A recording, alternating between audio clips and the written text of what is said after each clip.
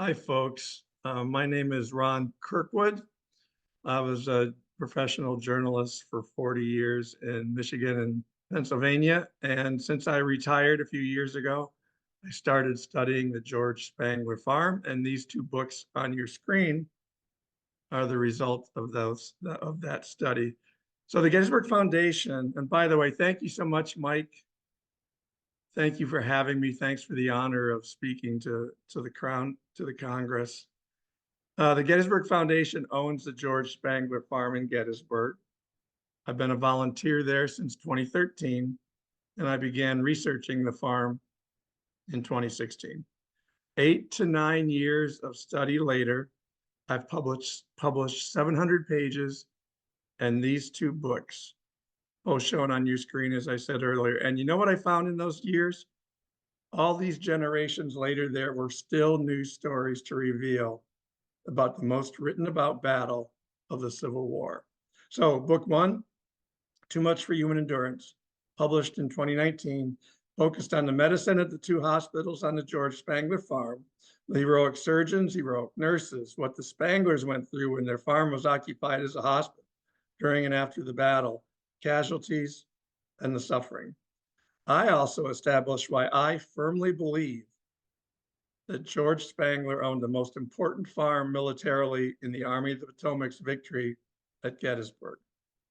Book two, Tell Mother Not to Worry, came out in June 2024 and is a continuation of the story. Very little is repeated from book one. It's a sequel. I also discussed the military importance of the farm in book two, especially with the Army of the Potomac Artillery Reserve and the critical role played in the battle by Powers Hill, which the Spanglers owned most of. But as the title indicates, book two features many soldier stories. What happened to these men at Spangler? What happened to those who survived the battle only to live the rest of their lives in pain because of their wounds?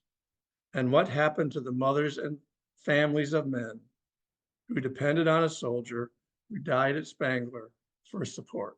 So let's talk about the George Spangler Farm. So looking at your screen, there's the map. You can see the farm in the red circle on the map behind the Union line in 1863. This farm was huge. It was 166 acres and it dominated the countryside behind the line. As you can see, it was close to the left flank of the line in Little Round Top. It was close to the center of the line, and it was close to the right flank of the line.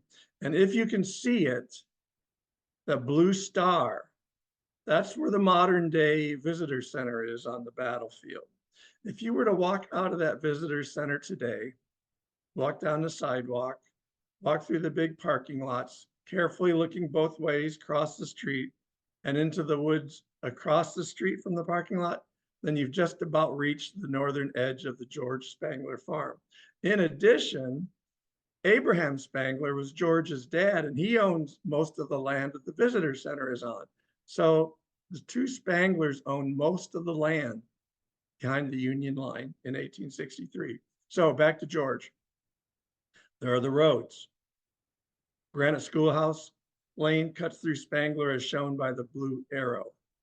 Blacksmith Shop Road is marked by the blue X's. Both go directly to the battlefield and connect the Baltimore Pike and Taneytown Road, the two main arteries.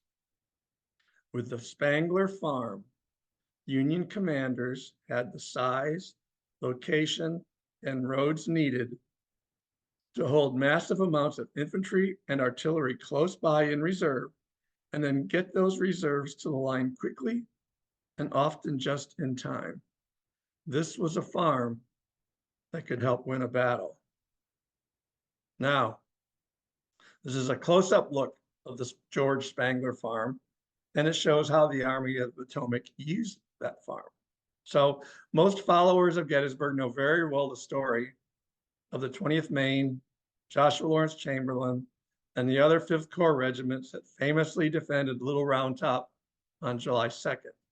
But what they might not know is that Chamberlain and the rest of the 5th Corps got to the line so quickly because the men spent the afternoon of July 2nd resting on and next to the Spangler's farm, close to the Round Tops. The 5th Corps location is shown at the right on the map. So 5th Corps gets its orders late in the afternoon, get to the line, get to the round tops. Then so part of the Corps rushes down Schoolhouse Lane through the middle of the farm, and the rest of the Corps rushes down Blacksmith Shop Road. 5th Corps isn't gone long before the 6th Corps moves into that same location to the right of the farm there. And the 6th Corps isn't there long before they're ordered to the line. And the 6th Corps rushes down Granite Schoolhouse Lane to the line.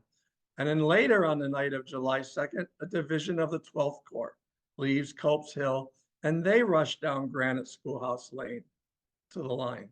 George Meade had his main street at Gettysburg, and it was a rutted little farm path that someday would be called Granite Schoolhouse Lane. So at number 10 on the map, I hope you can see it, that's the 11th Corps Hospital. The ambulances attached to the 11th Corps are in George Spangler's wheat fields, as shown on the map, and on East Cemetery Hill. We'll talk about the 11th Corps in detail in a moment. Number 9 is the Artillery Reserve. We'll also talk about them in a moment. As we will, we are the 1st Division 2nd Corps Hospital at Granite Schoolhouse. Now that ammunition train that you see on the map is attached to the Artillery Reserve with the 4th New Jersey there guarding it. The ammunition train provided all of the reserve artillery to all of the Army of the Potomac artillery. That ammunition train was 100 wagons and hundreds of men and mules. And that train arrived at Spangler on July 2nd with 24,000 rounds. It left Spangler on July 3rd with only 4,000 rounds left. And then at the top middle of this map is Powers Hill, which again, the Spanglers own most of. Slocum set up his right wing headquarters on top of the hill. There's signal stations up there with flag flyings. There's artillery, there's infantry. Meade made his headquarters there briefly on July 3rd when he got bombed out of the Leicester House. And then he returned on July 4th and set up his headquarters on the Baltimore Pike until he was sent inside elsewhere on the Baltimore Pike because of the July 4th thunderstorms. Now this photo shows one artillery battery and the massive amounts of men, horses, and wagons required to operate 6 cannons. Now there were 19 of these artillery reserve batteries crowding and overflowing Spangler land at 2 p.m. on July 2nd. Each of the 7 Union Infantry Corps at Gettysburg had their own artillery batteries, totaling about 200 cannons among the 7 corps. These cannons went where their assigned corps went, but the artillery reserve added 106 cannons, 2,300 men, and 2,300 horses, another whole third of power. Plus, the artillery reserve cannons based at Spangler July 2nd and 3rd didn't have to go where the infantry corps went. They were crucial utility players who could be counted on to perform well and be plugged in anywhere in the line they were needed. And that's exactly what George Meade and Artillery Chief Henry Hunt did on the last 2 days of the battle. They rushed cannons from Spangler to the line, often with only moments to spare to prevent Confederate breakthrough. Artillery reserve batteries left their Spangler base, fought out by the Peach Orchard. They fought all over the Trousseau Farm. They fought at the Plum Run line. They fought at Nonacadori Farm. They fought all over Cemetery Ridge. They fought at Cemetery Hill, East Cemetery Hill. They even fought on the Spanglers' own Powers Hill. Other farms saw a lot more combat than the George Spangler Farm at Gettysburg, and they were literally destroyed by it. But no single farm played a greater strategic and logistical role with its 2 roads, with Powers Hill, and it's in the middle of it all location, than the George Spangler Farm in setting up the Union victory in the biggest battle of the Civil War. The second hospital on George Spangler's farm was the 1st Division 2nd Corps Hospital in the middle of his land next to Granite Schoolhouse, as shown on this map. Again, the bigger 11th Corps Hospital was down at the bottom of this map with 3 divisions at the Corps Hospital there. The 1st Division 2nd Corps Hospital was mainly in an open field with Granite Schoolhouse on one side, which the Spanglers donated the land for, and Powers Hill on the other side. The hospital likely also extended around the school and into the other open field. Now, little was revealed about this hospital for generations. I couldn't find anything more than 3 paragraphs anywhere. And it was only in operation for 2 days, but this was a major hospital. This hospital hosted the 1st Division, 2nd Corps wounded and dying men who fought at Rosewoods, Stony Hill, and the Wheat Field, all crucial places on the battlefield. These were the fighters of the famous Irish Brigade. This was a division of Father William Corby, who granted the men general absolution moments before the Day 2 battle, thus clearing their path to heaven. This was the Corps of Hancock. More than 1,000 men of the 1st Division were casualties on just that one day of fighting. And by the end of the day on July 2nd, most of these wounded were either at the 1st Division, 2nd Corps Hospital, next to Granite Schoolhouse, on the George Spangler Farm, or they were waiting to be picked up and taken there. As Chaplain John Henry Wilbrand Stuckenberg of the 145th Pennsylvania of Erie, shown at the top right, he said, "Our hospital was at the foot of the hill," meaning Powers Hill. "I found the doctors and nurses busily engaged with the wounded, scattered around in all directions, some lying on blankets, some on straw, a few on stretchers, others on the bare ground. It was very evident that our regiment had again suffered severely." This hospital's proximity to the Union line offered great benefit in rushing wounded there, but it came under Confederate artillery overshot prior to Pickett's charge on July 3rd. So after only 24 hours, the hospital had to be moved farther behind the line. Private Robert L. Stewart, 140th Pennsylvania, shown at top middle, described the July 3rd evacuation scene from this portion of the Spangler Farm. "In this emergency, those who had the use of their limbs at once laid hold of the poor fellows who were helpless, pulling and dragging them as best they could to places of comparative safety. For a few moments, the confusion and distress which prevailed was terrible beyond expression. Those who could not move were crying out for help, and many who were partially disabled were attempting to drag their maimed or helpless limbs as far as possible from the immediate danger, one of the plunging shot and shells." Colonel Edward E. Cross of the 5th New Hampshire died in this hospital. Brigadier General Samuel K. Zook was treated here for a massive chest wound before dying in the hospital in a house farther behind the line on July 3rd. Zook's wound opened a hole so big that a doctor could see the general's heart beating. Hancock was taken to what was left of the Granite Schoolhouse Hospital after his wounding during Pickett's charge and the end of fighting on July 3rd before being transferred further to the rear, and he was in Philadelphia already on July 4th.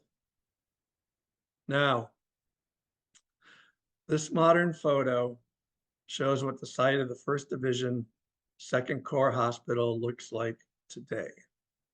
This was an open field in 1863. There are no signs, no markings now, or any indication that something important happened here. It's just overgrown and difficult to enter because it's so thick. This important hospital is not being remembered, and it is simply hidden history in the Battle of Gettysburg today. All the suffering and distress I saw there was awful. The poor fellows came around us. We handed out cakes and bandages, but it went such a little ways. It made me so sorry that I had so little.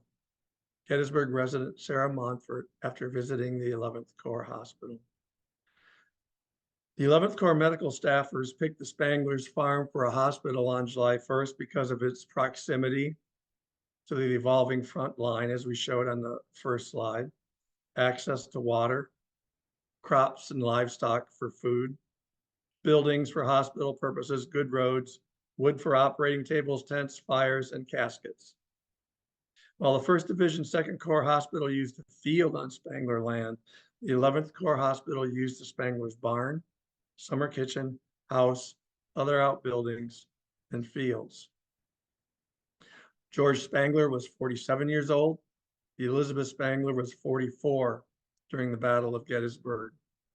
Their children, all of whom were living at home in 1863, were 21-year-old Harriet, 19-year-old Sabina, 17-year-old Daniel, and 14-year-old Benaiah. The 6 Spanglers were ordered by 11th Corps doctors on July 1st to either leave their farm or stay together out of the way in one upstairs bedroom. So that bedroom is where they lived during the 5 weeks and 2 days that their farm was occupied for a hospital. They could leave the room, but in doing so, they had to step over and around wounded and dying Union officers just to get out of their house. The ambulance corps started delivering 11th Corps and other wounded to Spangler at about 4 p.m. on July 1st. At the hospital's peak attendance on July 4th and 5th, the Christian and Sanitary Commissions estimated there were about 1,900 wounded there. And I believe there were between 50 and 75 Confederates among those 1,900. Spanglers built a Pennsylvania bank barn shortly after they purchased the property in 1848. This style of barn was brought over by the Swiss and the Germans in the 17 and 1800s. It features a 7-foot overhang or forebay in the front, allowing the farmer to have more storage space upstairs. And as you can see, it had a bank leading up to the top floor, allowing the farmer to drive his wagon up for ease of loading and unloading. And you can see in the map in the bottom right that Adams County, where Gettysburg is located, was a hotbed for these barns. And drive anywhere in Gettysburg, drive all over the battlefield, drive outside the battlefield, you see a Pennsylvania bank barn. And the green area shows the hotbed of them in Pennsylvania. I've seen these barns driving down through Maryland on I-81, down through Virginia on I-81. I've seen them on the Pennsylvania Turnpike out by Pittsburgh. One surgeon estimated that there were 500 wounded men crammed shoulder to shoulder in this barn. A hospital steward estimated there were 400. No matter how many there were, all of this hospital was horrific. All of this barn was horrific, but it was the worst under the forebay where the amputations took place and just inside that front wall in the stable. That's where many of the worst cases awaited their surgery amid cries of agony and smells of infection, body fluids, and human feces. Cries and screams could be heard 50 yards away in the Spangler's house. Hospital workers covered their head with a pillow at night to try to drown out the sounds. Nurses read scripture and prayed with the men in an attempt to help send them on their way. Outside in the Spangler fields, the Army didn't provide enough hospital tents or bedding or food or clothes for the first several days because Meade and Hancock banned hospital wagons to Maryland to keep the roads clear for fast troop movement. This multiplied the misery of the wounded and dying men at Spangler and other hospitals who were forced to lie in the mud in the open when the thunderstorms came. Spangler hospital worker William R. Kiefer, to the left of the 153rd Pennsylvania, said, "No words can portray the pitiable condition, the more distressing because of the insufficient means immediately at hand to relieve the large number of helpless men." Spangler hospital worker James R. Middlebrook Wright, 17th Connecticut, said, "It is enough to make one's heart bleed to witness the amputations. I feel it my duty to do all I can for them. I cannot see them suffer, shall stay as long as I can stand it. You know nothing of the horrors of war and cannot until you go and see it for yourself." Both Kiefer and Middlebrook survived the Civil War and lived long lives, though Middlebrook suffered every day for the rest of his life with the pain and discomfort of a hernia sustained at Chancellorsville, which they couldn't fix back then and could only try to control with a belt. Surgeries and amputations took place here under the forebay of the Spanglers' barn. There, doctors could have more light and fresh air away from the smells and crowds inside the barn. Surgeons worked here with their backs to the wall of the barn.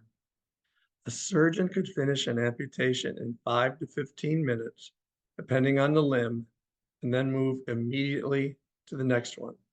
No washing required of bloody or germ-infested hands or bloody equipment, because they didn't understand how proper sanitation could prevent infection and reduce the spread of disease. A Spangler surgeon approaching total exhaustion called the work too much for human endurance. Private William Southerton, age 19, 75th Ohio, said, "At the doorway, I saw a huge stack of amputated arms and legs, a stack as high as my head, the most horrible thing I ever saw in my life. I wish I had never seen it. I sickened." Amputated limbs were loaded into a wagon and buried somewhere in a distant location on the farm. We don't know where they're buried. I had a couple of ideas, but they didn't pan out, so they're still buried somewhere. The amputations and surgeries and wounds attracted an infestation of flies that relentlessly harassed everyone. Then there were the maggots that covered wounds and stumps. Infections were expected after a Civil War surgery, and the worst infections could be smelled 8 to 10 feet away. So imagine a stench that greeted a hospital staffer or visitor in the barn, or when entering a tent filled with 8 to 10 men, all suffering with infections. To help battle these smells, hospital workers cut branches off pine trees and hung them on the tents and used them inside for bedding. First Sergeant Francis Strickland, 154th New York, woke up when the chloroform wore off while his arm was being amputated July 3rd at a school-turned hospital in downtown Gettysburg. Medical supplies were running short, so the surgeon decided to finish the amputation without anesthesia. "He's a grizzly dog," one surgeon said. "I guess he will stand it." Strickland not only stood it, he survived it. "Sawing the bone was the easiest part," he said. "Did not hurt near as much as tying the arteries and sewing the skin."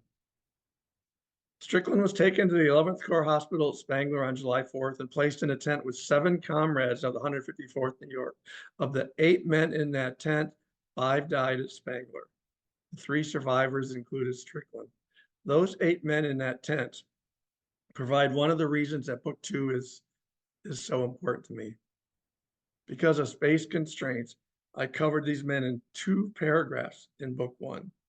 In book 2, I had room to run, so this tent received 3 chapters.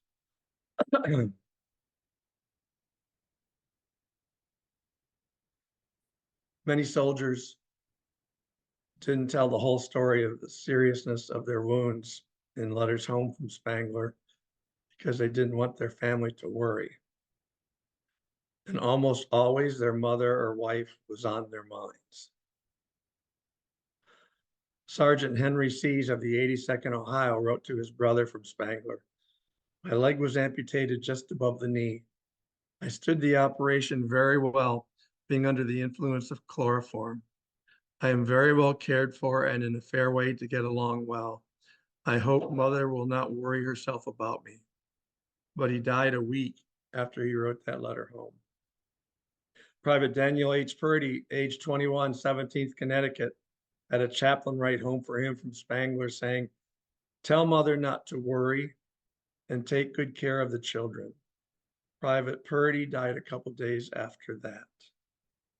The soldier's parents or wife were also the obvious prime sufferers after a soldier's death, as shown by the following 2 examples.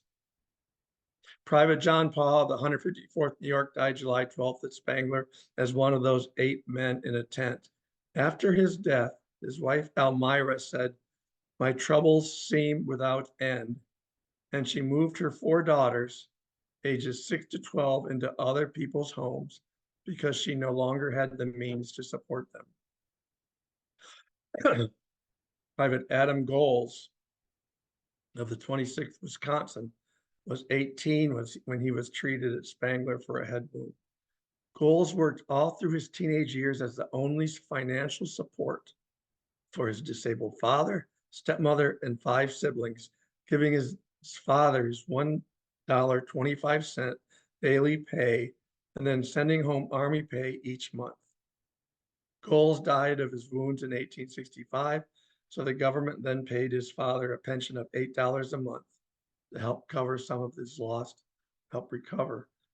lost income.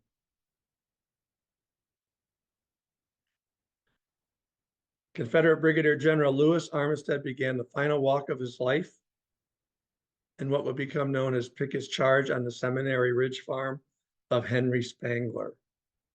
He died 2 days later on the farm of Henry's half-brother, George Spangler.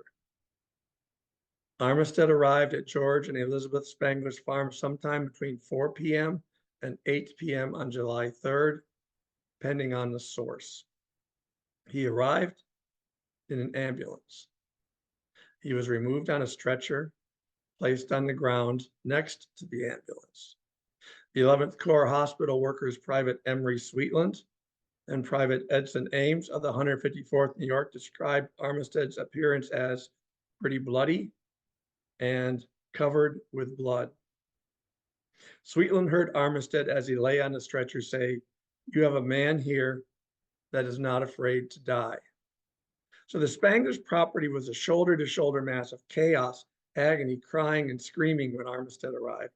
Many wounded from Pickett's charge were pouring in as overwhelmed surgeons desperately tried to find who could be saved with immediate attention.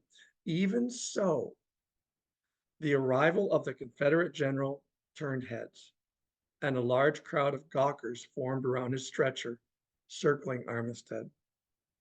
The crowd was eventually broken up when Dr. Henry Van Arnhem of the 154th New York arrived at Armistead's side and ordered that he be carried away for treatment. Armistead was placed in the Spangler summer kitchen, which is that small building shown in the photo to the right of the house. Spanglers didn't have a kitchen in their house, and they did their cooking, baking, canning, etc. in that summer kitchen. Spangler patient Private Justice Silliman of the 17th Connecticut described the 46-year-old Armistead as rather past middle age. Private Sweetland said Armistead had gray hair and whiskers. Dr. J. Kling of the 55th Ohio said Armistead was suffering intense pain induced by the wound. Stimulants and painkillers were immediately given him. Dr. Daniel Brinton took time to get to know Armistead, calling him a fine man, intelligent and refined. This is where Armistead was placed in the summer kitchen, on the floor, just inside the summer kitchen door, where the Confederate flag is placed on this slide. It's also where he died. Armistead was placed in the summer kitchen because he was a person of note, deserving of special treatment, even though he was the enemy. Army of the Potomac Captain Frederick Stowe, the son of anti-slavery author Harriet Beecher Stowe of Uncle Tom's Cabin fame, was his roommate in the building and also placed there for VIP care. Armistead died July 5th. Stowe lived. But First Lieutenant Thomas C. Holland of the 28th Virginia wasn't impressed or pleased with Armistead's care. Holland was wounded in the face at the end of Pickett's charge and also taken to Spangler, where he monitored Armistead, complaining later in his journal, Armistead was taken to the 11th Corps Hospital, where he laid across a door that every person had to step over. Being exposed in this way and an excitable man besides, he was so distressed and so uneasy that he finally died. He often begged that he might be moved from the door, but was not. Armistead was wrapped in a blanket, placed in a coffin made of wood from the Spanglers' farm, and buried in their orchard. 1 month later, he was exhumed by an embalmer from Philadelphia, seeking to make money off his body. So Armistead was dug up after a month in a wood coffin. His body was embalmed in whatever condition it was in and reburied. His body was dug up one more time in October when relatives paid the embalmer $125, or about $3,000 today, and reburied him in Old St. Paul Cemetery in downtown Baltimore, just a few blocks from the modern-day Orioles Park at Camden Yards. I have found, confirmed, and listed the names, wound, and treatment of 1,446 Union and Confederate men at the Spangler 11th Corps Hospital, and the names of 138 men who were buried in the Spanglers' peach and apple orchards. The Union men were exhumed within a few months after the battle and reburied at the Soldiers' National Cemetery in Gettysburg.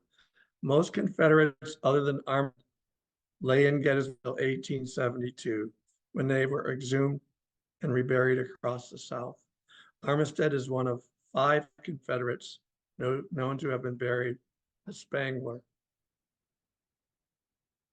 Sergeant Nelson W. Jones of the 3rd Maine 3rd Corps on the left of the slide died at Spangler after being hit in both legs in the peach orchard by an artillery shell. He died even though he made and applied a tourniquet to his legs while he was on the battlefield. He was 20 or 21 years old. Private George Nixon of the 73rd Ohio, shown next to Jones, died at Spangler. He would become the great-grandfather of President Richard M. Nixon. George Nixon was 40 years old when he entered the Army as a poor man working on a rented farm. He left behind a wife and 9 children when he went off to war, very likely only enlisting to make money to support his family. And this enlistment photo shows some of the saddest eyes I've seen.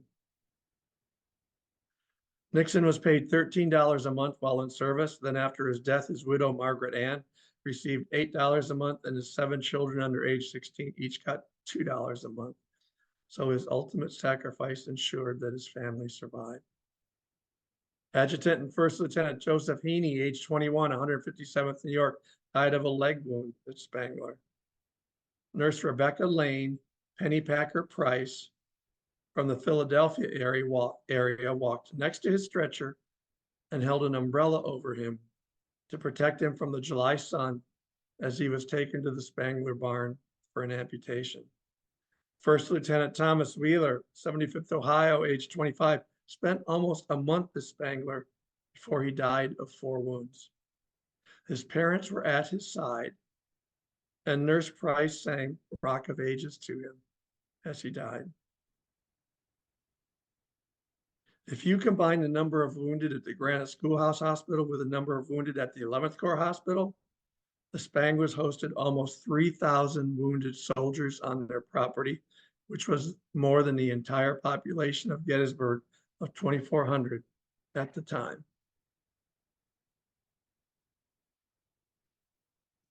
Powers Hill was named in honor of Solomon Powers, who leased land on the hill and operated a prosperous quarry there. George Spangler owned 3/4 of the hill and Nathaniel Leitner owned the rest. The problem with Powers Hill, in my opinion, is it doesn't get the attention it deserves for the critical role it played in winning the Battle of Gettysburg. I consider Powers Hill to be one of the 4 most important hills during the fight, along with Cemetery Hill, Little Round Top, and the 2 hills that are combined to be known today as Culp's Hill. Without the artillery on Powers Hill, the outcome of the Culp's Hill fight on the morning of day 3 is in doubt. The 14 cannons and 3 batteries on Spangler and Leitner land on top of Powers Hill played a key role in driving the Confederates back on Culp's Hill in a 6-hour fight. Without the infantry and artillery on Powers Hill, the backside of the line, the Baltimore Pike, and the artillery ammunition train on the Spangler's farm are not protected from a Confederate breakthrough. Also, of the 6 Union signal stations at Gettysburg, July 3rd, Powers Hill had the one and only one that could see every other Army of the Potomac signal station. So it served as a central communications center and transmitted messages from stations not visible to other signal stations, including Army headquarters.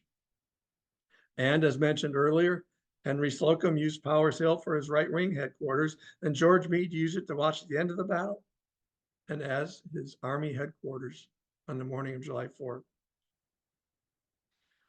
Tremendous progress has been made since the hill came under full National Park Service control. Junk cars and a house have been removed. Many acres of modern trees on the east side have been taken down and grass has been planted. A marker explaining the fight on the hill will be placed there. Powers Hill is safe and preserved, but I would like to offer, with hesitance and the full understanding that the Park Service knows way more than I do, 4 suggestions to complete the job. Number 1, unlike the other 3 most important Gettysburg hills, you will not find Powers Hill on the battlefield's official map that visitors receive. So you have to find it on your own and learn about it on your own. Powers Hill needs to be on the battlefield map that's handed out to visitors. Number 2, there is no sign announcing that you have found Powers Hill. It just stands there alone and unannounced. Even the far less important Benner's Hill has a sign. Powers Hill needs a sign. Number 3, unlike the other 3 main hills, access is not good. There also are no signs leading to the one dirt path up the hill. And once you find the path, you have to be physically fit enough to climb over 2 rock walls to reach the hill summit and artillery monuments as shown in the photo on the top left of this slide. Finally, number 4, if you keep going past the top of the hill and get to that black oblong on the map, you find a garbage dump, a whole field of barrels, wire, and other trash, an entire field of disrespect that's been on this hill for decades. This hill is part of the Gettysburg battlefield. This hill has got to be cleaned up. This hill needs to be treated with the respect it deserves. In conclusion, the Spanglers. The 11th Corps wounded continued to be sent away until the Spanglers finally got their farm back on August 7th, at least what was left of it. George filed 3 damage claims with the state and federal governments totaling about $5,000, but the Spanglers only received $90, and it's believed that the entire $90 went to their Washington, D.C. attorney, so they got nothing. The U.S. quartermaster's agent said, the government of the United States is no more responsible for bringing on the battle fought there than it would have been had a tornado passed over that country, causing as widespread destruction as did that terrible engagement. That battle and hospital damage was his misfortune.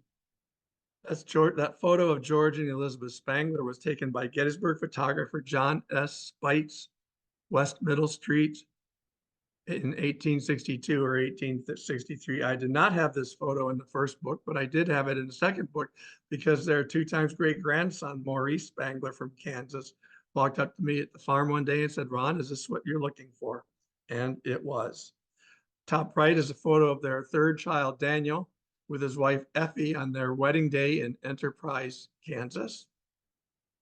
The big photo at the top shows Benaiah Spangler, his wife, Sarah, daughter Mary Elizabeth, and this was taken probably on the 25th anniversary of the battle in 1888.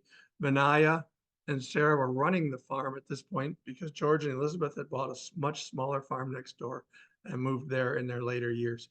The house that you see in the picture, if you see the left side of the porch, everything to the left side of the porch is how big the house was in 1863. The Spanglers added everything to the left of the porch in 1864. So despite the destruction of their farm, they seem to be doing okay. You can see the smokehouse to the left in front of the house. That's where the Spanglers smoked and preserved their meats. Their outhouse closer to us at the edge of the fence. And then there's the summer kitchen again to the right of the house where Armistead died and where the Spanglers did their cooking and baking. You can see the other buildings that were there in 1888, and you can see the big barn. The photo at the bottom right is from 1886 or 1887 and was taken in front of Granite Schoolhouse and it includes 4 members of George's family. This is where Mary Elizabeth attended school on her grandfather's farm, a quarter of a mile walk from the house. Benaiah is at the far left, marked by the blue X, and he's in a photo because he was on the township school board. Mary Elizabeth is marked by the blue star. Clara Patterson is under the arrow and Alice Patterson is under the oval. They are the daughters of George and Elizabeth Spangler's second child, Sabina Patterson. Teacher Maggie Swartz is on the right. And if you look carefully, it looks like she's holding a big ruler, undoubtedly for 1800 student control. And then at the front center is little Raphael Sherfy with his dog. Raphael was from the family that owned the peach orchard. Sadly, by the time this photo was taken, Raphael's father had already died, but he went on anyway to grow up and become a prominent dentist in Gettysburg. George Spangler was chairman of the Cumberland Township School Board when he donated the land for Granite Schoolhouse in 1861. He also was a church and Adams County leader, serving on several boards, including the Evergreen Cemetery Board that voted not to allow Confederate burials. A teacher whom George hired said, "Mr. Spangler proved himself to be a very efficient school official and made a lasting impression on my mind as a man of truthfulness and honesty in all things." Now, Elizabeth Spangler took care of her widower father in his later years, and she made sure he was buried next to her and George. The Spanglers also took in a niece after George's sister Susanna died. All 4 Spangler children became productive adults. Harriet and Sabina married local farmers, worked hard, had families, and their descendants today are some of the finest people I know. Daniel moved to Kansas to use his carpentry skills in the growing new state and became a major property owner with almost 400 acres of land on both sides of Kansas. Benaiah worked the family farm for many years till he gave up farming, moved into Gettysburg in about 1890 into the building that is now known popularly as Mr. G's Ice Cream. I didn't know any of these people, any of these Spangler descendants, when Too Much for Human Endurance was published in 2019. So after that book came out, I did genealogy and I found them, and in most cases informed them of their connection to the farm, which they were excited to learn. Finding and meeting these descendants and becoming friends has been one of my favorite parts, really, of doing these 2 books. Our biggest Descendants Day at the farm took place in June 22, as shown in this slide. Descendants traveled to Gettysburg for this event from 9 states. That's how much it meant to them, including California, Kansas, Kentucky, South Carolina, and Vermont. A few of the Adams County, Pennsylvania descendants of George and Elizabeth Spangler literally grew up on the battlefield. 2 times to 5 times great-grandchildren, and from 7 months old to 90 years old attended this gathering. These 3 photos are at, the top photo is our descendants of Sabina. Bottom left is Daniel's descendants. Those are all Spangler boys. And the man on the right, they're from Kansas. The man on the right is Maurice Spangler, who provided me with the photo of George and Elizabeth Spangler, photo that I had never had, and a photo, I mean, I always wondered what they looked like. And now, thanks to Maurice, I know. And the photo on the bottom right are Harriet's descendant. Now, I also did genealogy work on some of the soldiers who died at the 11th Corps Hospital, and I found one celebrity of note today who has an ancestor who died at Spangler. And he is TV and movie star Woody Harrelson. Harrelson is a 4 times great-grandson of Private Isaac J. Sperry of the 73rd Ohio, who was shot in the chest near the intersection of the Emmitsburg and Tawnytown roads on July 2nd and taken to Spangler and died there on July 5th. The former merchant and 37-year-old Sperry was one of the oldest soldiers to die at Spangler. Private Sperry's ancestry path led to Harrelson through Sperry's daughter, Ada Elizabeth, who was 12 when her father died at Spangler. Sperry was from Good Hope, Ohio, just 55 miles, where 4 times great-grandson Woody Harrelson grew up. Sperry was buried in the Spanglers Orchard and later removed to Soldiers National Cemetery, where both his first and last names are misspelled on his grave. Of course, I tried to get in touch with Woody and let him know of his connection because I highly doubt that he did know. And also, of course, I couldn't get through his handlers and get remotely close to him. But they did tell me that for $100,000, Woody would be happy to come and speak in Gettysburg. So that's where we're sitting right now. This slide shows what the barn looked like when the Gettysburg Foundation purchased the George Spangler Farm in 2008 and what it looks like today. The whole place was a mess / disaster area. The barn had 3 feet of manure in the stable from one end to the other. After spending $1.8 million to purchase the farm, the Gettysburg Foundation raised $3 million more and did a complete rebuild to such historic detail that they even used horsehair in the mortar as a bonding agent, because that's what was used in the 1800s. 90% of the wood in the modern day stable on the bottom floor was there in 1863. 50% of the wood upstairs was there when the 11th Corps Hospital was there, and is the same wood that the men lay on and next to. Some of that barn's wood even dates to a log cabin barn that was built on the property in the 1700s, which the Spanglers recycled when building the barn. The Gettysburg Foundation opens the farm to visitors on Fridays, Saturdays, and Sundays in June, July, and early August.